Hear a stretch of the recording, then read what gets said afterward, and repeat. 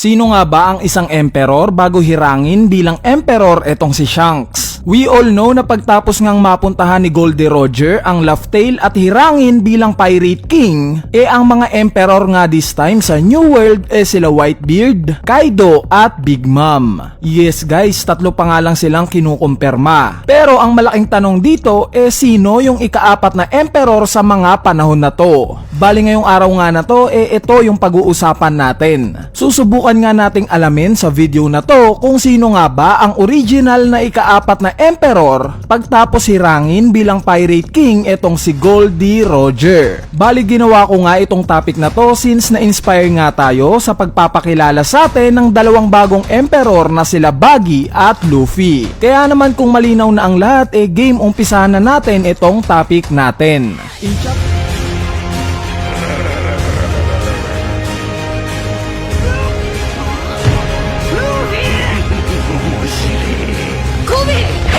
In chapter 957 nga ni-reveal sa atin ni Oda na 6 years ago nga lang naging isa sa mga emperor etong si Shanks. Yes guys, 6 years ago pa lang. Kaya naman ang tanong nga dito sino itong emperor na pinalitan ni Shanks? Bali may hinanda nga akong mga karakter bilang candidate sa kung sino-sino nga ba possibly itong emperor na pinalitan netong si Shanks. Una na nga dyan ang pinakamatunog at pinag-uusapan ng mga fans na si Golden Lion Shiki. In terms of strength no doubt na isa itong si Shiki sa mga pinakamalalakas. In fact mag-isa pa nga niyang sinugod itong Marineford, diba? May pangalan nga rin siyang kilala sa mundo dahil sa isa nga siya sa mga miyembro ng Rocks Pirates. In terms of allies naman nakita nga natin during Edward na napakarami niyang tauhan at kaalyansa. Mapabagsak lang itong si Roger. Kaya naman kung tatanungin nga ako no doubt na possibly nga na itong si Shiki ang emperor bago pa maging emperor itong si Shanks. Pero kung matatandaan nyo pagtapos ngang magpahuli ni Goldie Roger sa mga Marines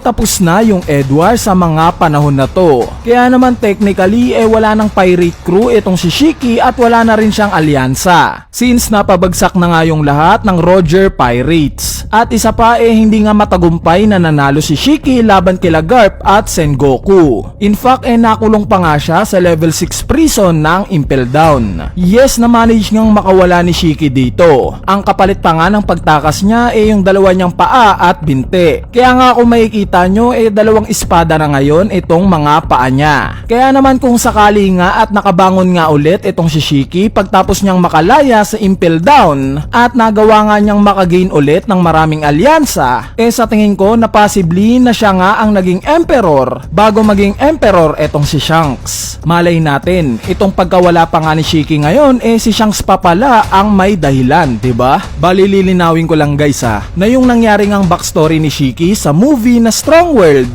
non-canon nga yung kwento na yon. Kaya considered na hindi pa rin natin alam itong backstory ni Shiki pagtapos niyang makalaya sa Impel Down. Pero yung chapter 0 nga kung saan pinakita yung Edward at yung pagkakakulong niya sa Impel Down canon nga yung storya na yon. Kaya considered na legit ngang hinarap ni Shiki itong sila Garp at Sengoku. Bali ngayon mapunta naman tayo sa ikalawa natin na candidate na possible na naging emperor bago maging emperor itong si Shanks. At ito nga si Monkey D. Dragon. Yes, alam naman nating lahat na walang interes itong si Dragon sa mga pirata. Dahil ang goal nga lang niya mapabagsak itong mga celestial dragons at especially itong world government. Pero anything is possible. In terms of strength nga alam naman nating hindi pipitsugin itong si Dragon, 'di ba? Kilala nga siya sa buong mundo bilang world worst criminal. In terms of charisma at alyansa naman paniguradong pasok itong si Dragon sa mga criteria natin.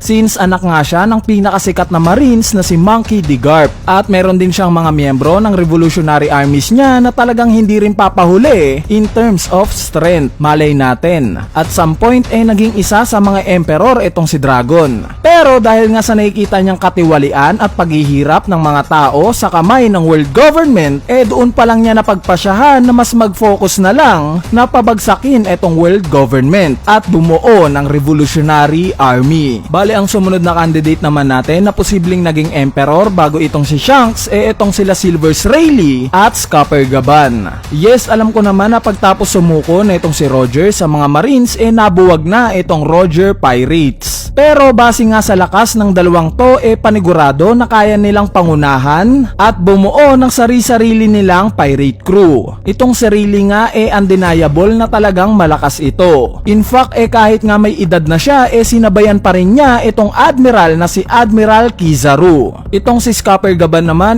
although saglit pa nga lang natin siyang nakikita nasaksihan naman natin kung paano niya sabayan sa labanan itong pinakamalakas na karakter sa Wano na si Kozuki Oden. Kaya para sa akin may posibilidad pa rin na kung sakali man at naisipan nga nilang bumuo ng pirate crew during sa time ng pagkamatay ni Goldie Roger up until sa naging emperor na itong si Shanks sa tingin ko na may posibilidad na yung isa sa kanila naging emperor. Bali, ang huli nga sa listahan natin na naging emperor bago maging emperor itong si Shanks wala. Yes guys, wala ngang emperor bago itong si Shanks. Kumbaga literal na tatlo lang talaga muna at ito nga sila Kaido, Big Mom at Whitebeard. So ang idea nga dito hindi nga gaya ng mga Marines at 7 Warlords na talagang trabaho nila para maluklok sa mga pwesto na to. Itong 4 Emperors nga parang reputasyon yung pagkakahirang sa kanila. Reputasyon kung sino nga ba ang pinakamalalakas sa New World. Kumbaga hindi naman porket may namatay na isang emperor